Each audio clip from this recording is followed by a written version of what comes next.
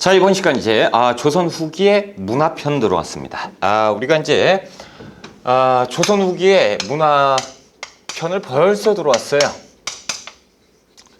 빠르다라는 거죠. 여러분들이 느끼실 때 힘들다. 힘든 건 힘든 것이고 우리가 빨리 끝내야 좋은 거잖아요, 그렇죠? 공부 많이 하시고 빨리 끝내서 합격을 하자라는. 자, 이번 시간 끝나면 우리가 이제 근현대사 들어가요. 그래서 전근대사 편이 다 마무리가 되기 때문에 한시름 놓는 거죠, 그렇죠? 하지만 이제 조선 후기의 문화편 같은 경우는 굉장히 중요하다라는 거죠. 그래서 시험 문제가 엄청 많이 나오니까 여기에서 체크를 잘 해두셔야 된다라는 거예요. 자, 일단 첫 번째 보면 성리학과 양명학이 나오는데 첫 번째 성리학의 변화 나오죠. 그래서 성리학은 계속 조선 후기부터 조선 전기부터 조선 후기까지 계속 발전을 시킵니다. 그런데 조선 후기에 가면 갈수록 성리학이 더욱더 절대화돼요. 왜 그러겠어요? 그 권력자들은 자신들의 신분을 유지하기 위해서, 자신들의 특권을 유지하기 위해서 이 유교, 그렇죠. 그리고 성리학적 질서를 강화시키는데 굉장히 노력을 많이 하겠죠.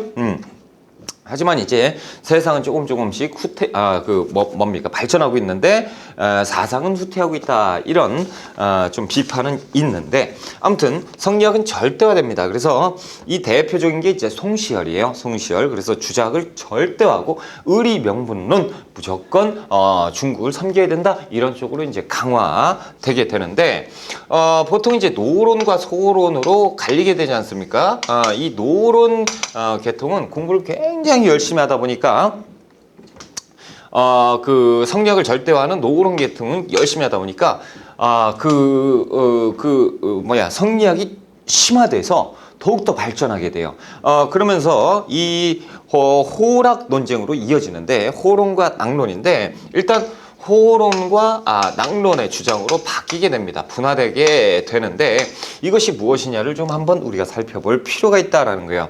자, 호론은요, 성리학을 열심히 공부하다 보니까 중국의 사회가 계속 변화하고 있잖아요. 그래서 명나라가 들어왔다가 청나라가 또 들어와서 이렇게 확대되니까 학문적으로 접근을 할 때 인물성 이론이다라는 내용을 완성을 하게 됩니다. 인물성 이론. 그리고 낙론 같은 경우는 이제 인물성 동론이다라는 주장을 하게 되는데, 이게 무슨 얘기냐? 너무 어렵다라는 건데, 인물. 자, 인물. 다시 얘기해서 사람과 사물의 본성이 다를 이자죠. 틀리다. 사람과 사물의 본성이 같다라는 거죠. 이게 무슨 이런 말? 어떻게 사람하고 사물하고 같아요? 근데 본성은 같고 다르다? 어떻게 또 모르겠다라고 하는데, 한 번 더, 이게 지금 어디에서 나온 거예요? 이 학자들이 할 일 없어서 이렇게 한 게 아니잖아요. 발전을 시킨, 학문에서 발전을 시킨 거기 때문에 한 단계 더 가다 보면, 자, 사람이라는 거는 사물보다는 조금 높게 평가가 돼야 되잖아요. 그러다 보니까 이것은 명나라를 빗댄 것이고요. 이것은 청나라를 빗댄 것입니다. 그래서 다시 얘기하면 얘기가 틀려지는 거예요. 명나라하고 청나라가 성격이 어떻게 다르다라는 쪽이고, 이쪽은 같다라는 쪽이죠. 다르기 때문에 어떻게 됩니까? 이 청나라를 버려야겠다라는 거죠. 그리고 명나라를 다시 사대해야 된다, 이런 쪽으로 가기 때문에 이들은 위정척사로 발전을 하게 되고요.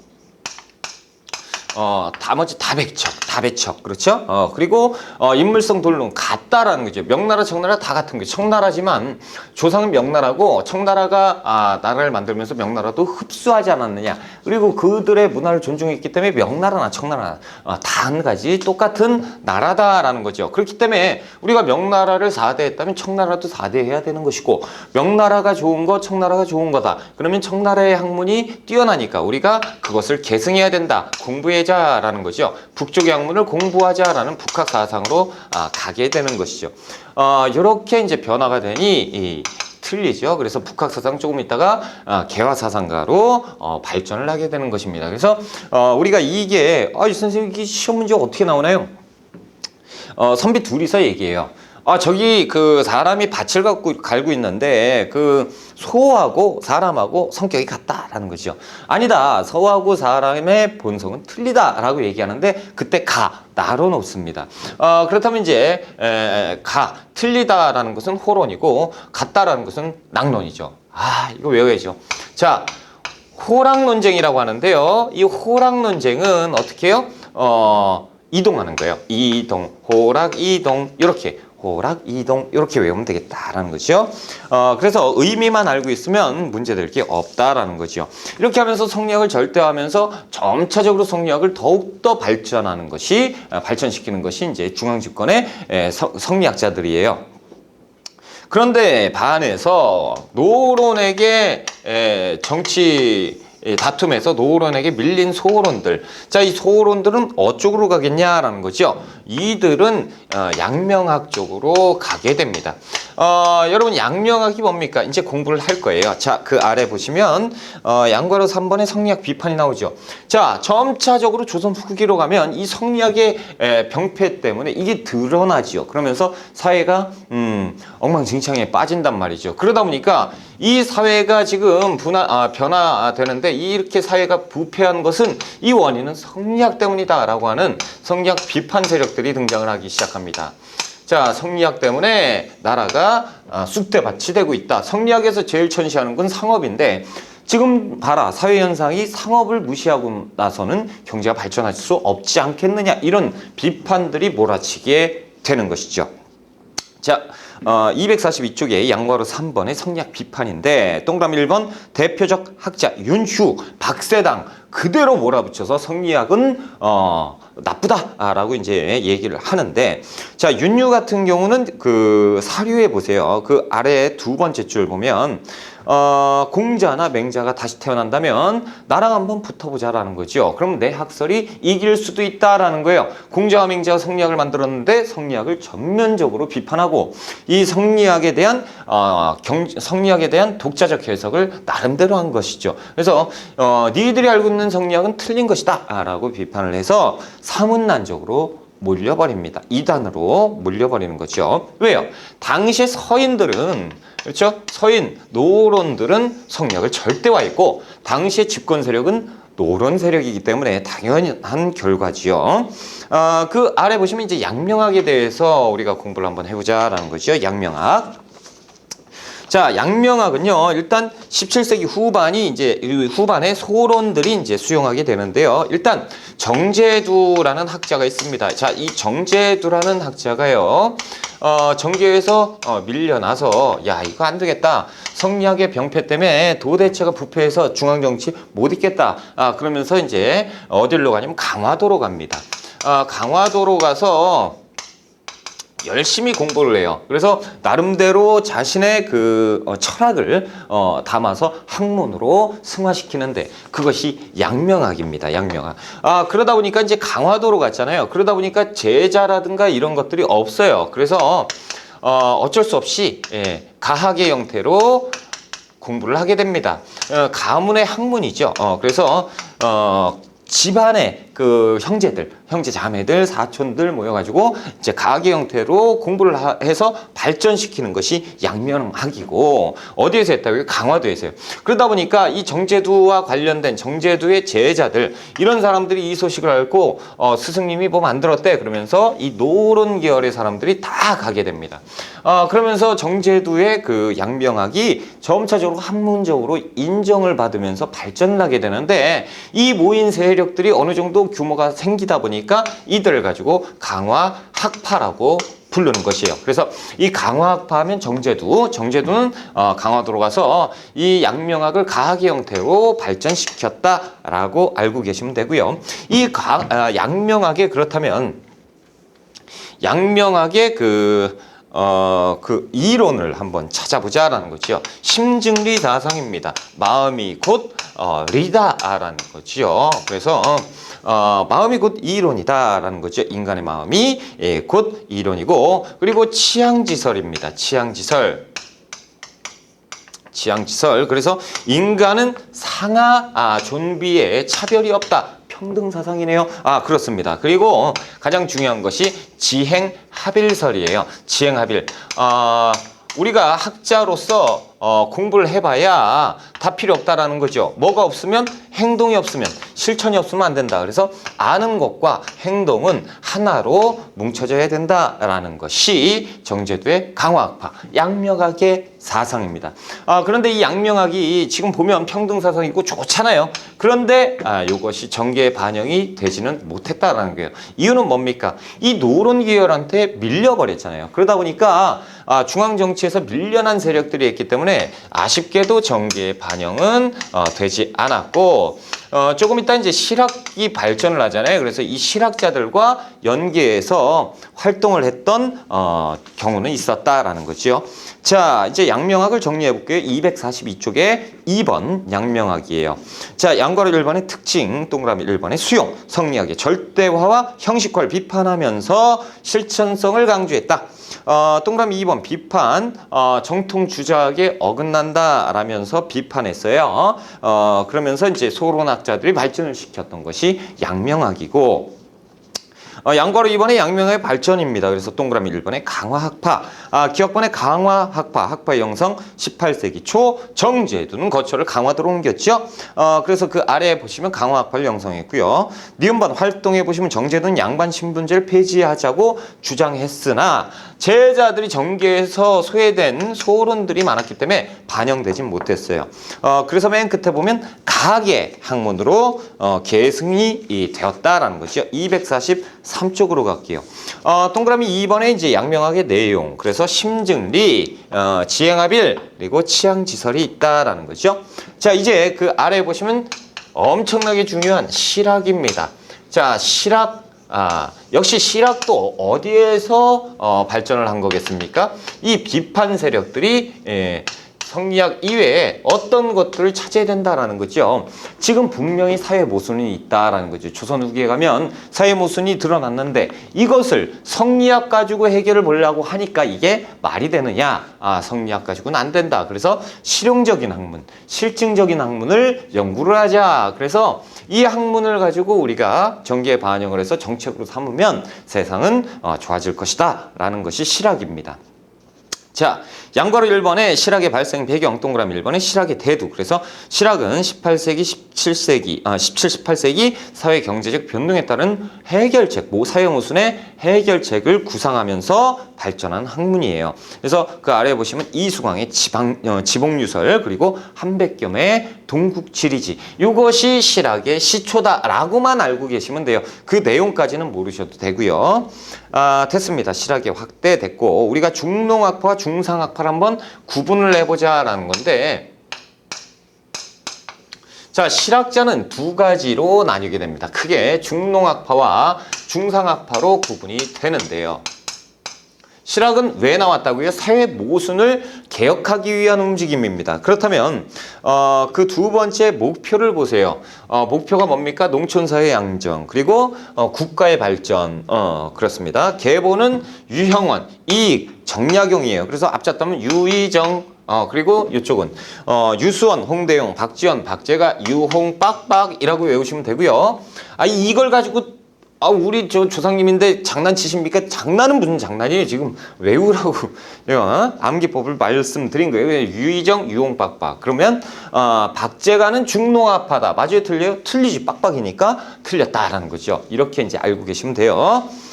그런 거 가지고 토달지 마세요.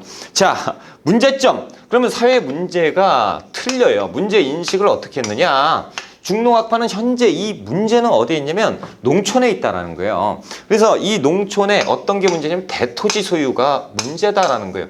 이 사람들이요, 지주라든가 양반들이 대토지를 소유하고 있기 때문에 가난한 사람들은 이 토지를 가질 수가 없지 않느냐. 그러다 보니까 농촌을 이탈하는 것이다 라고 얘기하는 것이 중농학자이고, 중상주의는 국가가 경제 발전에 소극적이다라는 거예요.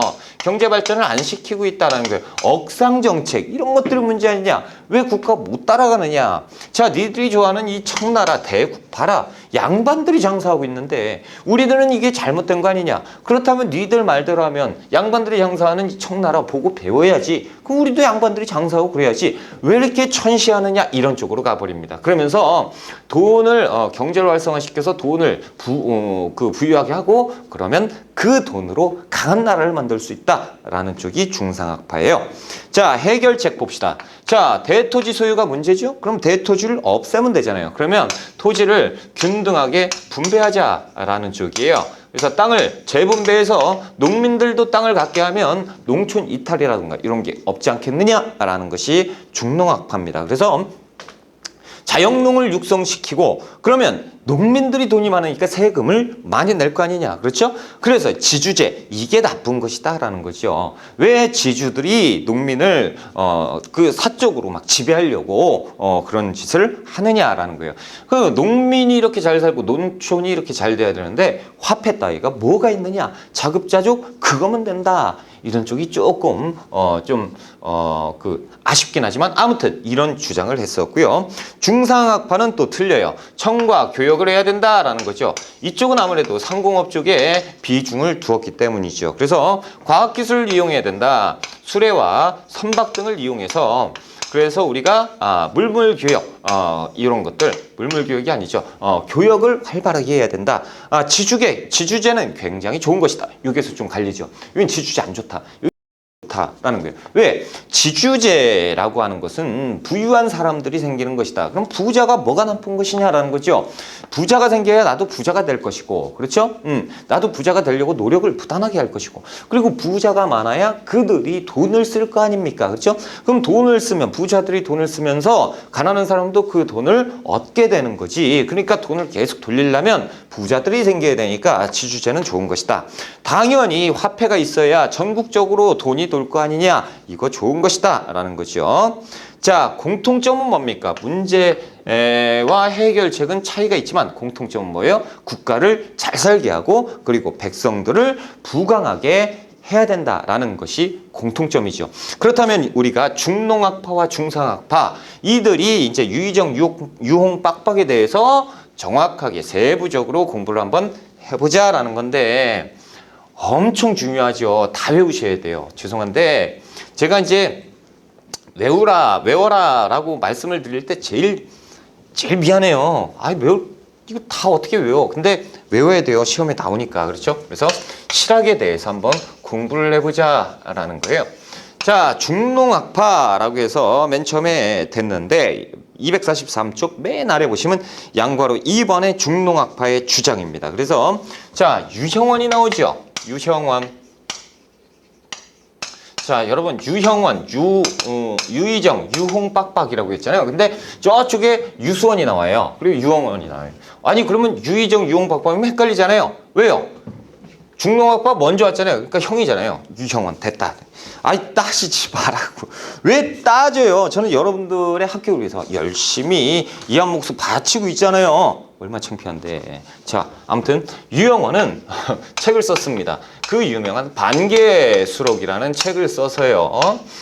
여기에서 중농학파잖아요. 그래서 이 농촌사회 안정을 위해서 여러 가지 이론을 제시를 하는데요. 그 중에 대표적인 게 이 균전론입니다. 균전론이라고 하는 것은 뭡니까? 똑같이 나누겠다라는 거예요. 땅을 나누자라는 것이 균전론이에요. 단 한계성은 갖고 있어요. 뭐냐면 신분에 따라서 나눠야 된다 이거죠. 조선시대는 산업공상의 신분이 있죠. 이 유교적 신분은 인정을 했던 것이 유형원이에요. 그래서 선비는 좀 많이 갖고 상업하는 사람은 조금 덜 가져야죠. 이것은 있었다라는 거예요. 그리고 양반, 문벌, 과거제 이런 것들 다 비판입니다. 과거제가요. 조선 후기로 가면 갈수록 엉망진창이 되죠. 과거제라는 것은 원래 그 공부를 열심히 해서 시험을 봐서 공평한 제도인데 점차 갈수록 관리들이 뇌물을 받고 그렇죠? 인척관 뭐 이렇다면 그냥 합격 이렇게 돼 버리니까 제일 불공평했던 게 당시에 과거 시험이었다라는 거죠. 자, 그래서 이 익에 대해서 한번 공부를 해보자라는 거죠. 이 익은 성호사설을 저수를 하는데요. 이 성어라는 것은 이게 또 호예요. 그래서 성어사설. 이 성어사설에서 또 한전론을 주장을 합니다. 한전론. 이 한자가 제한하다 한자입니다. 그 땅을 제한하다라는 얘기인데 어떻게 제한을 하자라는 거냐면 자, 지금 문제가 뭐예요? 이 땅을 A라는 사람이요. 그 B라는 사람한테 죄다 팔아버린 거예요. 이 팔아버리니까 B는 부자가 됐죠. 먹고 살 게 없죠. 결국에 소장농으로 다시 이렇게 들어가는 거 아닙니까? 다시 얘기하자면 A가 4명의 가족을 거느리고 있다면 이 정도 땅은 무조건 필요해요. 여기에서는 자급자족을 할 수 있다는 거죠. 그렇다면 이것을 영업전이라고 해서 영원히 업으로 할 수 있는 땅, 영업전이에요. 이것은 팔지 못하게 제한을 하자라는 거예요. 그 나머지 땅은 팔 수 있게끔 만들면 이거 팔아가지고 먹고 살 게 없냐? 이걸로 먹고 살 수 있지 않느냐? 그러니까 제한할 필요는 있다. 한전론이에요. 이것이 이익입니다. 자, 그리고 이익 같은 경우는 그 저번 시간에도 공부를 잠깐 했지만 패전론도 주장을 했어요. 그래서 사회병폐 이것이 있다. 그래서 사회병폐를 고쳐야 된다. 그렇죠? 사회병폐의 가장 큰 게 뭡니까? 돈이다라는 거죠. 화폐 때문에 이 모양이 됐는데 이 화폐는 없어져야 된다라는 것이 이제 이익의 내용이다라는 거예요. 자, 그리고 이제 정약용의 내용인데요. 정약용은 뭐 엄청나게 또 중요하죠. 그래서 정약용은 호가 다산이고 그 정약용의 집의 이름이 여유당이에요. 그래서 여유당 전서다라고 하는 것이 집의 이름을 딴 거죠. 그래서 여유당 전서를 간행하지요. 그래서 책의 이름을 적을 수는 없어요. 왜냐하면 여유당 정서 전집이잖아. 그래서 500권 정도가 되는데 그걸 다 적어 드릴까요? 다 외울까? 그건 힘들죠. 그래서 적을 수는 없고 정약용은 이 사회병폐를 어디로 봤냐? 땅으로 봤죠. 그래서 맨 처음에 여전론을 주장을 합니다. 여전론을 주장을 해서 여전론이라는 건 뭐냐면 마을 여자를 쓰는 거예요. 한자로 마을 여자잖아요. 여기도 마을 여자, 여기도 마을 여자, 여기도 마을 여자예요. 그래서 이렇게 해서 경작을 하는 거예요. 그러면 요 가운데 여장이라는 사람이 있는 거야. 여장. 여장이요. 농사 짓고 나면 걷어들여요. 걷어들여서 똑같이 재분배해서 다시 나눠주면 되는 거 아니냐. 이게 여전론이에요. 그래서 일부분은 뭘로? 세금으로 놓고 나머지 건 이제 나눠 갖자. 그러면 공동농장, 공동분배 이런 식으로 되지 않겠느냐라는 제도인데요. 가장 큰 단점이 뭐예요? 이 여장이 나쁜 놈이면 답이 안 나오는 거다라는 거죠. 그래서 내 그 이론이 잘못됐구나. 그래서 자신의 이론을 다시 수정을 하는데 그것이 이제 정전제입니다. 정전제는 우물정자를 이렇게 쓰는 거예요. 그래서 하나, 둘, 셋, 넷, 다섯, 여섯, 일곱, 8가구가 각자 경작을 해요. 그래서 경작을 하는데 이것은 자신들의 소득으로 가져가면 되고 이 가운데 하나의 땅이 있죠. 이거를 일부 사람들이 시간 날 때마다 와서 경작을 하자라는 거죠. 그래서 이 경작한 것은 이 마을의 세금으로 공출을 하면 세금 뜯길 것도 없고 자신들의 소득은 그대로 가져가지 않느냐. 이것이 정전제입니다. 그래서 여전론과 정전론, 여전제, 정전제 외워두시고요. 호는 다산이고, 그렇죠? 그리고 여유당 그 당호다라는 것이 다산의 집, 남양주에 있어요. 그리고 신유박해 때 어디로 유배가 가지요? 강진으로 유배 갑니다. 그렇죠? 강진으로 유배 가서 강진에서 엄청나게 책을 썼으니 그것이 여유당 전서고, 목민심서, 그리고 경세유표, 그리고 기해론, 이게 이제 대표적인 건데, 목민심서는 이 목민관이에요. 목민관이라고 하면 지방관을 얘기하거든. 그럼 지방관이 부임을 했을 때요, 부임하면 그골 사또가 되잖아요. 그 사또, 목민관이 지켜야 될 정치적인 도리입니다. 그것이 이제 목민심서고, 경세유표는 뭐냐면 중앙의 그 정치가 지금 완전 파국으로 치달고 있잖아요. 이런 정치 부패 권력 왜 이렇게 됐느냐? 이 문제는 여기에 있다. 그래서 이것을 개혁해야 된다. 그래서 정치에 대한 개혁 내용이 담긴 책이 경세유표고, 그리고 또 뭐 있어요? 기해론. 기해론은 또 뭐가 있냐면, 사람은 대단한 것이다. 동물과 다른 것이다. 그렇기 때문에 사람은 존중을 받아야 되고, 뭐 사람하고 동물하고 그렇다면 큰 차이가 뭐느냐? 기술을 다룰 줄 안다라는 거죠. 그것이 기회론이다. 그래서 기술을 발전시켜야 된다라는 쪽으로 생각을 갖고 있는 책이 기회론이에요. 그래서 이 기회론을 쓰면서 그 배달이라든가 거중기라든가 이런 것을 창안하고 접목시켜서 정치에 연관시켰던 학자가 정약용입니다. 그렇죠? 자, 이제 중상학파로 한번 가볼 거예요. 자, 유이정, 유홍빡빡. 유이정 됐으니까 유홍빡빡. 자, 유수원에 대해서 한번 공부를 해보자라는 거죠. 유수원. 그래서 이제 중상학파예요. 유수원은 그 우서에서 산업공상의 직업적 평등화 이런 거는 안 된다. 차별 가지면 안 된다. 그래서 직업이 이제 평등해야 된다라는 직업적 평등화와 전문성을 부각시켰다라는 거죠. 그래서 산업공상 직업의 귀천이 어디 있느냐라고 얘기했던 것이 유수원. 자, 그리고 홍대용. 자, 홍대용은요 자신의 저서 그 홍대용의 임하경륜 그리고 의산문답 이런 것들이 있는데요. 엄청나게 또 중요합니다. 그래서 여기에서 이제 문벌 제도를 철폐했고요. 또 엄청나게 중요한 것이 지전설이에요. 그래서 지전설은 중화사상을 비판하고 있는 겁니다. 그래서 세상의 중심이 그 우리가 아니다라는 거죠. 우주는 넓다라는 무한우주론을 얘기를 했습니다. 무한우주론. 그러니까 우리도 돌고 있는 것이다. 하물며 우주의 먼지만한 것이 우리일 텐데 중국이 세상의 중심이다? 말도 안 된다라고 얘기한 것이 홍대용. 자, 박지원입니다. 박지원. 이 박지원은 열하일기를 저술하죠. 열하일기. 이것은 이제 일종의 기행문인데요. 열하를 갔다 옵니다. 청나라의 열하를 갔다 와서 쓴 기행문인데 여기에서 이제 그 놀래버리죠. 청나라가 대단하다. 그래서 수레와 선박을 이용하면서 우리도 이것을 이용하면서 상공어를 발전시켜야 되지 않겠느냐 이런 주장을 했던 것이 이제 박지원. 그리고 이제 양반을 신랄하게 비판을 하죠. 양반 문벌 비판을 하는데 이것이 이제 뭡니까? 양반전, 그리고 허생전, 그리고 후질이에요. 후질. 그래서 호랑이가 양반을 신랄하게 막 비판하는 거죠. 이것이 이제 박지원이고 그의 제자 박제가가 역시 청나라를 또 갔다 오죠. 그러면서 이름에서 벌써 북학의라는 책을 저술합니다. 이름에서 벌써 북학 사상이 나오게 되죠. 그래서 스승님과 같이 청나라에 대한 동경심이 좀 나와요. 그러면서 이제 청나라를 따라할 필요가 있다. 당연히 스승님이 말씀하신 수레와 선박의 이용 맞다라는 거죠. 그러면서 우리도 과학기술을 발전시키고 그것을 가지고 경제 대국으로 나가야 된다라고 얘기한 분이 박제가.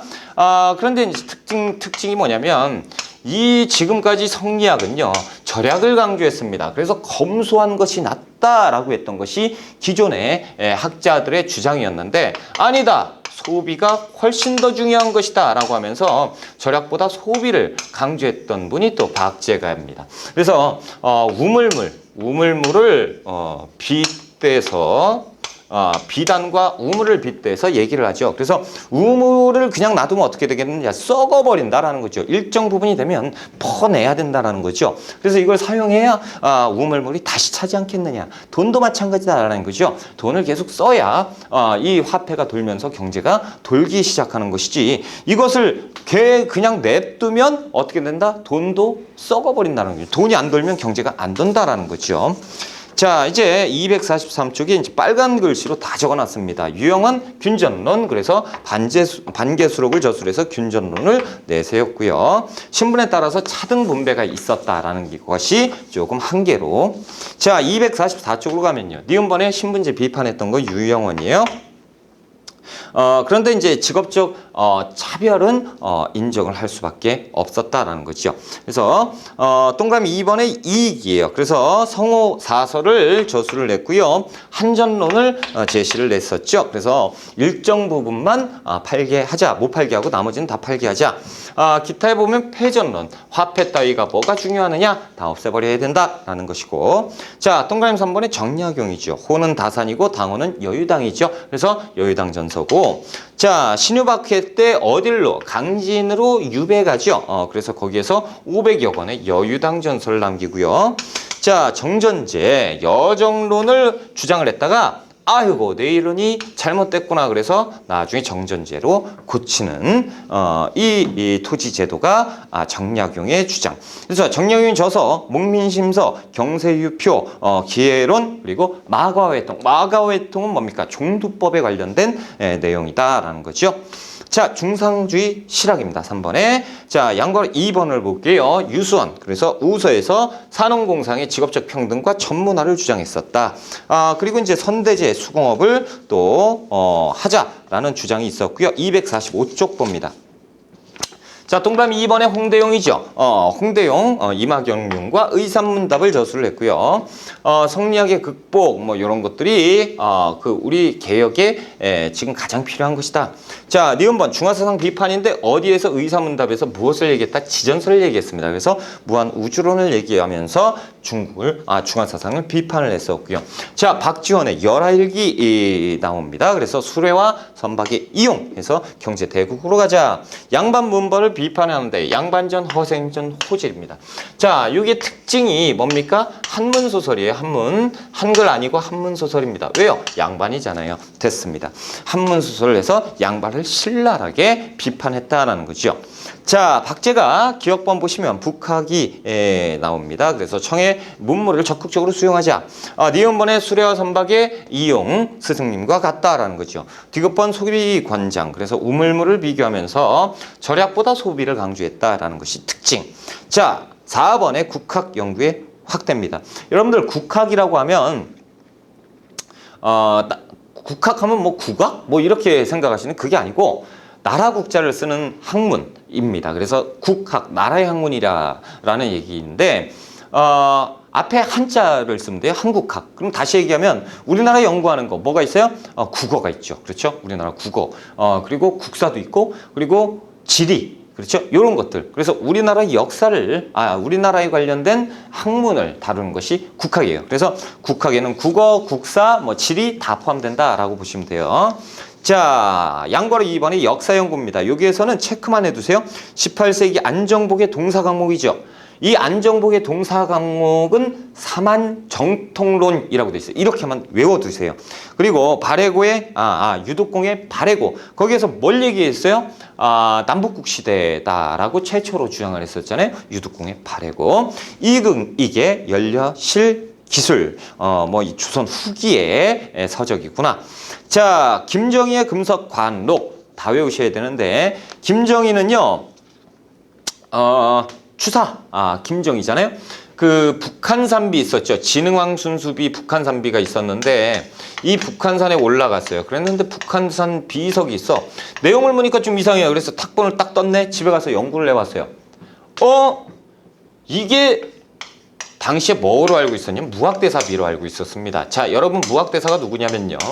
이 태조 이성계가 그 수도를 천도하기 위해서 풍수지리를 알아봐라 라고 해서 터가 좋은 데를 알아봐라 라고 얘기했을 때 무학대사가 전국을 떠돌아다니면서 다 봅니다. 그때 한양이 가장 좋구나 라고 해서 무학대사의 이론에 무학대사의 주장을 맞다 라고 찬성해서 한양으로 옮긴 거거든요. 그래서 북한산에 올라가면 한양이 다 보이거든. 그러니까 북한산비가 거기에 있었는데 거기에서 보니까 사람들은 다 이게 무학대사비구나 라고 알고 있었는데 집에 가서 봤더니 아니더라 이거야. 이게 북한산비는 무학대사비가 아니고 이게 진흥왕 때 만들었던 비석이구나. 그래서 이것을 공표한 사람이 이제 김정희입니다. 그래서 김정희가 아니었으면 아직도 무학대사비로 알고 있었겠죠. 그러나 지금은 이제 탁본tum 다 나오는데 근데 뭐 이때 발견을 했고 이것을 가지고 비석을 연구하는 걸 가지고 뭐라 하냐면 금석학 연구라고 합니다. 금석학 이것이 이제 비석 연구하는 거야. 그래서 금석학 연구 금석 관록 김정희 이렇게 알고 계시면 되고요. 지도를 한번 볼게요. 자, 동국지도 그래서 최초의 백리척이에요. 체크하셔야 되고요. 니은번의 대동여지도 그래서 심리척이죠. 그래서 심리척 백리척을 싹 섞어 놓으면 헷갈리겠죠. 그런데 우리 시험 그렇게 치사하게는 안 나와요. 그래서 대동여지도에 조금 신경을 써서 공부를 하시고, 이게 딱 보면 별거 아닌 것 같잖아요. 이게 22첩의 목판으로 인쇄가 되어 있습니다. 그래서 엄청 커요. 그래서 22첩을 이제 분첩 절첩식이라고 해가지고 이 나눠가지고 이제 이렇게 올릴 수가 있는 거예요. 이렇게 딱 그러면 이 딱딱딱딱 접으면 이렇게 들 수가 있잖아요. 이렇게 길게 해가지고 이걸 갖고 다녀가지고 이제 펼쳐가지고 찍고 그랬다라는 건데, 이 대동여지도가 엄청 큰 거예요. 이 세로 길이가 6m가 넘어요. 6.6m고 이 가로기가 4m 정도 되니까 엄청나게 큽니다. 그렇죠? 그래서 동국지도와 대동여지도다라는 거고, 지리서 한백겸의 동국지리지, 정약용은 우리가 너무 잘 알고 있다. 정약용의 아방강이었고, 그리고 한 페이지 넘어가시면 246쪽에 이중환의 택리지가 있는데, 이중환의 택리지에는 보통 지리서에 없었던 내용까지 나와요. 그 동네 인심이 어떻더라까지 저술을 해놨어요. 그래서 아주 자세한 백과사전이었다라는 거죠. 자, 김정우의 대동지지, 그래서 다 지리서다라고 보시면 되고요. 국어와 백과사전이다라는 거죠. 그 이중환의 택리지는 백과사전 종류 비슷하다라는 거죠. 백과사전은 따로 있어요, 그렇죠? 자, 신경준의 훈민정음 운해인데, 여기서 보면 훈민정음 운해 해설서거든. 그러니까 훈민정음 운해 하면 훈민정음 세종 아니에요, 그렇죠? 자, 그 동그라미 2번에 백과사전 나오는데요. 이수광의 지복유설, 그리고 이계 성어사설, 서효군의 임원경제지, 홍봉원 환의 동국문헌 비고가 나오는데요. 이 내용을 물어본다? 그럼 진짜 답이 없어요. 틀려버리세요. 그래도 점수에 지장 없고, 그렇게 내용까지 물어본 적은 없어요. 그냥 이렇게 나오고, 이게 언제 거다? 조선 후기다. 이렇게 하시면 돼요.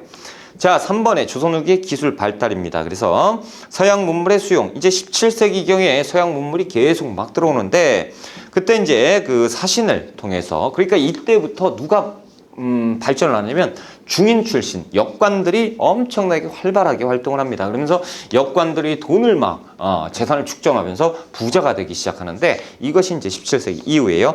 서양과 교류하기 시작하면서, 자, 그 양괄호 2번의 서양 문물의 유입입니다. 동그라미 1번 국내학자 선조 때 이광정이 고려만국 전도를 가지고 옵니다. 오른쪽에 고려만국 전도가 있죠. 특징이 뭐냐면 중국이 어디에 있어요? 한가운데 있습니까? 아니죠. 거기 사진에서 보면 중좌편에 있잖아요. 그렇죠? 그러니까 요것은 중화사상 비판이에요. 이게 세계 지도인데 딱 보니까 중국이 가운데 있어야 되는데 아니다 이거죠. 현재까지 있었던 세계 지도는 한가운데 항상 중국이 있었어요. 근데 지금 보니까 아니다는 게 중화사상 비판이죠. 그렇죠? 중국이 아니네. 세상의 중심은 따로 있구나. 그리고 그 아메리카 보세요. 중국보다 훨씬 크잖아요. 더 큰 데가 있네. 뭐 이러면서 이제 중화사상 비판하는 거고. 자, 인조 때 화포천리경 잠영종 이제 모르셔도 되고요. 자, 동그라미 2번에 보시면 서양인의 표류가 나옵니다. 벨테브레, 하멜이 나오는데 17세기에 벨테브레라는 서양인이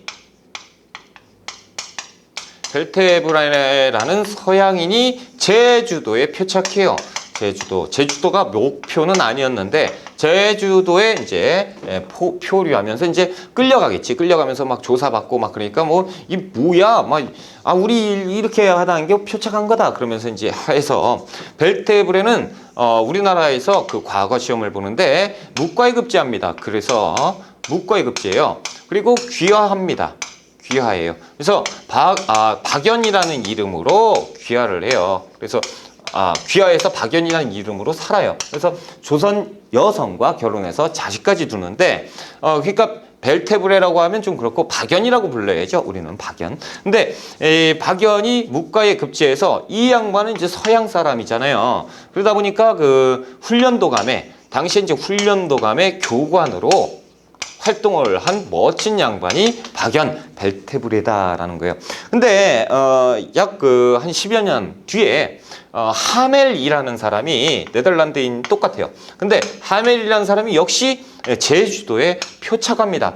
근데 이 하멜 일행이에요. 이 사람들은 상단인데 일본을 가려다가 잘못 빠개져가지고 제주도에 표착해요. 그러니까 엄청나게 많은 수의 사람이 제주도에 땅 된 거예요. 그러니까 이 많은 인원 때문에 우리 군대가 총출동이 돼가지고 하멜 일행을 체포를 해요. 그러면서 이제 막 하는데 얘들이 조금 격하게 막 반응하니까 감금시켜버립니다. 그래서 징역살이를 시켜요. 그래서 엄청나게 힘든데 이 대화가 돼야지. 그래서 우리나라에 외국인 있잖아. 벨테들이 불러. 그래서 박연이 옵니다. 박연이 와서 야 봐봐. 딱 봤는데 하멜. 야 근데 보자마자 눈물을 뚝뚝 흘려요. 후후후. 왜 그러냐면 하멜도 기뻤죠. 답답해 죽겠는데 딱 만나가지고 하는데 눈물 좀 왜 그래? 자기 모국어를 까먹었어요. 예, 그러니까 이제 하멜은 기분 좋아가지고 이제 대화 되겠다 그랬는데 대화가 안 되는 거지. 서로 막 뭐라 그러는 거야. 나 다 까먹어가지고. 그러니까 슬픈 거죠. 자괴감에 빠져가지고. 그죠? 야, 내가 우리나라 말을 까먹다니. 그러면서 근데 이제 같이 이제 계속 자주 만났대요. 그러면서 이제 막 얘기하다 보니까 맞다. 이 옛날 말이 조금 생각난다.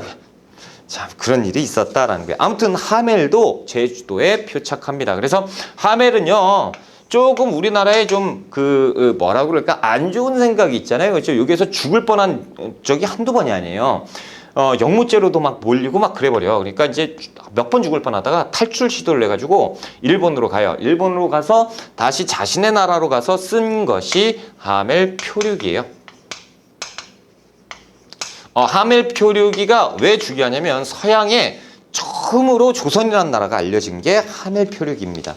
자, 247쪽 한번 볼게요. 2번에 과학기술의 발전입니다. 양괄 1번에 천문학과 엽법. 천문학. 그래서 이익과 김성문이 있는데 김성문이라는 사람이 최초로 지전설을 주장을 해요. 그 다음에 홍대용이 지전설을 얘기한 거예요. 그러니까 우리가 착각하면 안 되는 게 홍대용이 홍대용이 최초로 지전설을 주장했구나. X예요. 따로 있어. 근데 이제 홍대용이 시험 문제 더 많이 나오죠. 무한 우주론으로 훨씬 더 많이 나오니까 이렇게 체크를 내두시고 오른쪽에 혼천이 무한 우주론, 지전설 홍대용 혹은 고려만국 전도 요게 나오면 정답 뭐다? 중화사상 비판이다라는 거죠. 자, 동그라미 2번 역법서. 당시에 이제 시연역이라는 것을 도입해서 달력으로 썼고요. 자, 양괄호 2번에 기타 과학기술의 발전입니다. 됐어요. 수학 됐고. 동그라미 2번에 의학. 의학은 싹 다 외우셔야 됩니다. 자, 17세기의 동의보감. 광해군 때 허준이 편찬했죠. 그래서 의학 백과사전으로 시험에 엄청 잘 나오니까 외우셔야 되고. 침구 경험방. 그렇죠. 침술 놓는 법을 정리를 했다. 그래서 허임이 허씨예요. 자, 허준, 허임. 자, 마과회통은 정약용이 쓴 책이죠. 그래서 종두법이 들어가 있고요. 동의수세보원. 동의수세보원은 지금도 이제 사상의학이라고 해서 태양인, 태음인, 소음인, 소양인 이렇게 있잖아요. 이 사상, 그러니까 사람의 체질을 네 종류로 분류해서 이 체질에 맞게끔 그 치료법을 저술한 거 동의수세보원 이재마입니다. 그렇죠? 자, 동그라미 3번의 건축기술 옆에 보면 거중기가 나오죠. 수원화성을 쌓을 때 거중기를 사용했고 그리고 배다리라는 것은 정조가 행차할 때 정약용이요. 배를 이렇게 이어요. 강에 배를 이어서 이렇게 해서 요 나무로 이렇게 배와 배 사이를 이렇게 연결을 시킵니다. 그래서 나무와 쇠사슬로 이렇게 연결을 시켜서 이렇게 이제 배를 만들어요. 그래서 여기에서 판을 쫙 깔아요. 그러면 하나의 다리가 됐죠. 왔다 갔다 왕래가 되는 이것이 배다리입니다. 근데 이 배다리는 두 가지 이유가 있어요. 중요한 건 아닌데 정조는 군대를 양성했다고 그랬잖아요. 항상 외침에 대비를 했었어요. 그러니까 적군이 따라왔을 때 도망가서 이 다리를 끊어버리는 거죠. 그렇죠? 해체해라 그러면 쫙 순식간에 해체되잖아요. 다리를 만들었다. 군사적인 목적이 있었고 또 하나는 또 다리를 놓는데 비용이 엄청 많이 들거든. 그 비용보다 이 비용이 훨씬 싸거든요. 그러니까 비용 절감의 측면도 있었다. 배다리입니다. 그렇죠? 자, 동그라미 4번에 농쇠평찬인데 기억번에 농가집성이 있어요. 그래서 조선 후기 농가집선이다라는 거. 그리고 디귿번에 서유구에 임원경제지가 있었다. 농업백과사전. 자, 4번에 문학과 예술의 새 경향 보세요. 엄청 중요하죠. 드디어 등장하는 것이 서민문화인데 자, 당시에 이제 양반이 있잖아요. 이 양반들이 엄청나게 많습니다. 수가. 그리고 이제 이 평민들 요 정도밖에 안 되죠. 그런데 이 예전과 다르게 이 평민들을 무시할 수가 없어요. 왜? 양반들이 무시했다가 얘들이 양반이 돼버리면 또 뭔 일을 겪을지 몰라. 그러니까 서로 막 그러고 그러다 보니까 이제 평민들도요. 나도 잘만 하면 양반 돼. 여차하면 양반 될 거야. 그러면서 평민들의 의식 수준이 높아지고 그리고 이제 이런 경우도 있어요. 광작이 시행됐잖아요. 광작이 시행되면서 그 노동력이 없어져요. 노동력이 이거 뭐예요? 선생님 이상하잖아요. 광작이 시행되면서 농민들이 먹고 살 게 없으니까 노동력이 많아져야 되잖아요.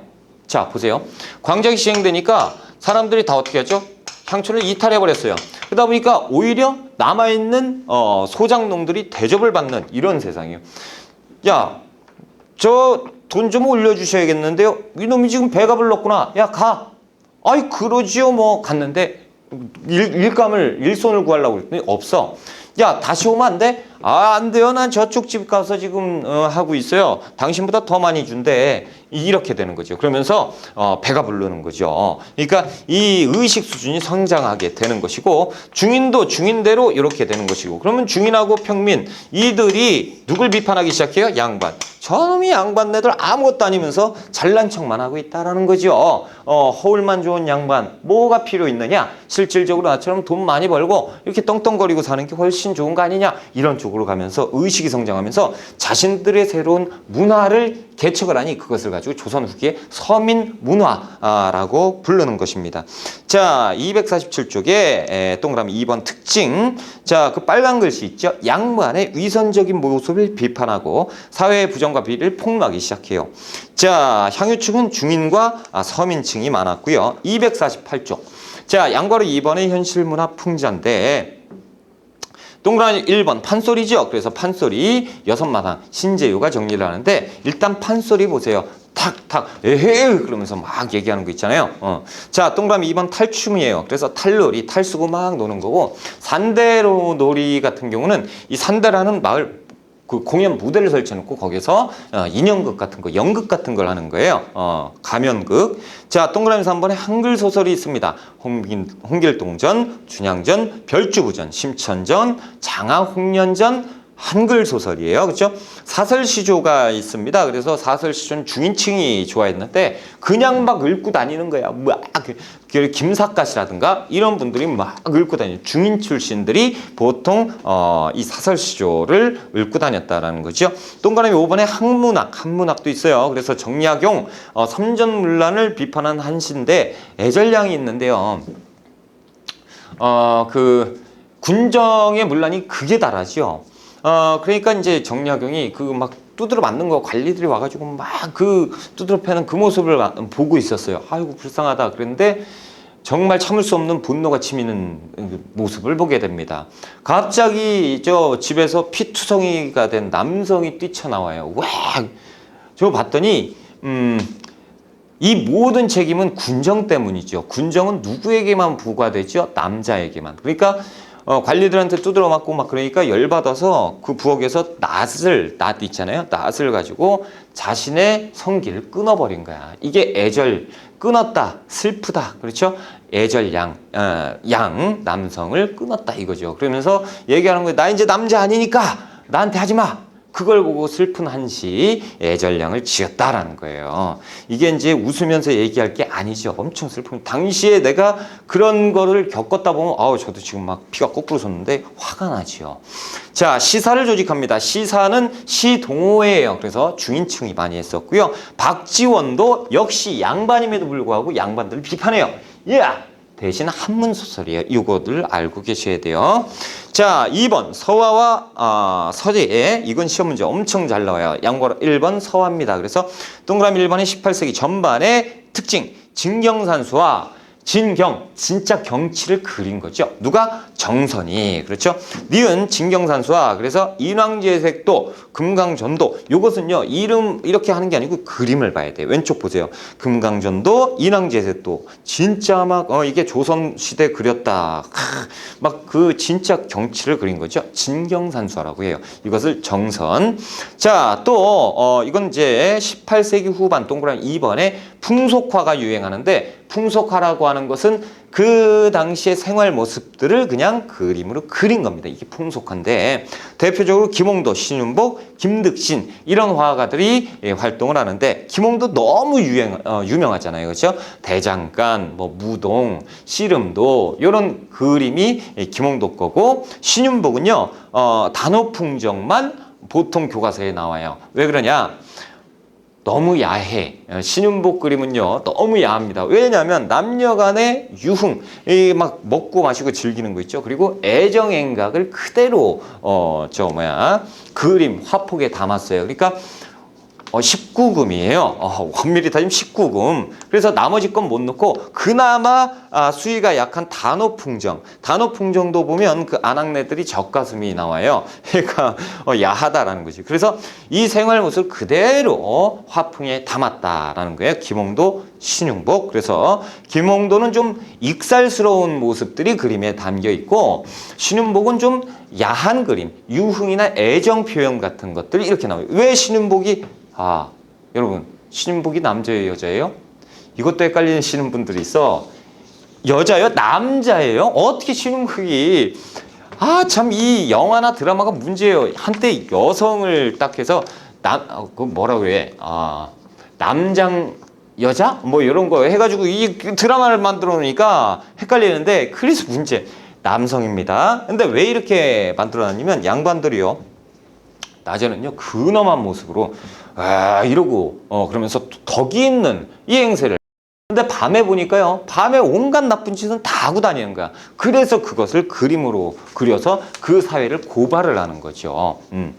자, 김득신은 그 아래 보시면 이게 파적도인데 묘박개추도라고 하는 그림이에요. 그 고양이가 막 뛰어가죠. 근데 닭이 쫓아가죠. 추격하는 거예요. 닭이 추격하는데 왜 그러냐면 거기 고양이 입에 보면 안 보이지만 병아리가 있어요. 그래서 병아리를 물고 도망가는 거야. 그러니까 어미 닭이 내 새끼 내놔 그러고 막 쫓아가는 거지. 이 묘박개추죠. 개추도 파적도입니다. 이것이 김득신의 그림이에요. 자, 동그라미 3번에 18세기 말 강세왕인데 이 강세왕은 김홍도의 선생님입니다. 스승이에요. 제자를 잘 키웠죠. 김홍도. 근데 우리는 청출어람. 그래서 김홍도를 더 많이 알고 있어요. 그렇죠? 강세왕은 서양화 기법으로 영통골 입구도, 영통통구도를 그렸는데 그 아래 그림이에요. 근데 이 강세왕과 그 왼쪽에 있는 진경산수화가 엄청 헷갈려요. 이거 어떻게 보면 헷갈려요. 그렇죠? 그래서 좀 확대된 그림은 진경산수화, 축소된 그림은 강세왕의 영통골 입구도 이렇게 보면 되고 그리고 뭐 진짜 막 편법인데 왼쪽에 글씨가 써 있다. 그러면 강세왕 하여튼 맞추면 되잖아요. 그쵸? 자, 동그라미 4번에 19세기 장승업 됐고요. 동그라미 5번에 민화가 있습니다. 민화, 백성민자를 써요. 그래서 그림이요. 아름답긴 하고 뭔가 그림을 담기는 했는데 그 작자미상이에요.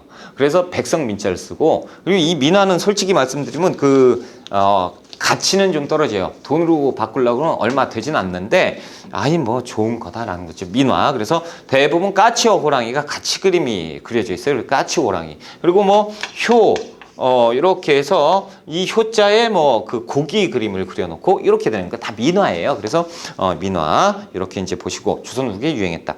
자, 249쪽에 서예 김정희가 추사체. 그렇죠? 자, 3번에 건축과 기타 예술인데요. 맨 아래 사진을 보세요. 화엄사 각황전 전남 구례에 있는데 이게 이제 18세기 그 건물이고 법주사 팔상전은 17세기인데 법주사 팔상전은 기억하셔야 돼요. 우리나라의 유일한 5층 목탑이다라는 거예요. 그래서 기억하셔야 돼요. 목탑 5층. 금상사 미륵전이 있고 그리고 또 이렇게 있는데 지금 보면 화엄사 각황전이 2층으로 돼 있고 팔상전이 5층이죠. 금상사 미륵전은 3층이죠. 그런데 안에 들어가면 통층으로 돼 있어요. 밖에는 이렇게 2층, 5층 이렇게 돼 있지만 들어가 보면 통층으로 돼 있다. 이게 조선 후기의 특징입니다. 그래서 외관은 다층이고 내관은 통층이다, 단층이다. 이런 표현이 있으면 조선 후기. 그리고 이 청화백자가 우리가 그 조선 후기에 유행한 작이었다라는 거죠. 이렇게 해서 우리가 조선 후기까지 다 정리를 했어요. 우와, 전근대사 끝났습니다. 아, 고생 많이 하셨고요. 우리가 조금 쉬었다가 이제 근현대사로 들어갈게요. 여러분, 아이 고생 많이 하셨고요. 정리 잘 하시고 우리가 좀 쉬었다가 근현대사 들어갑시다.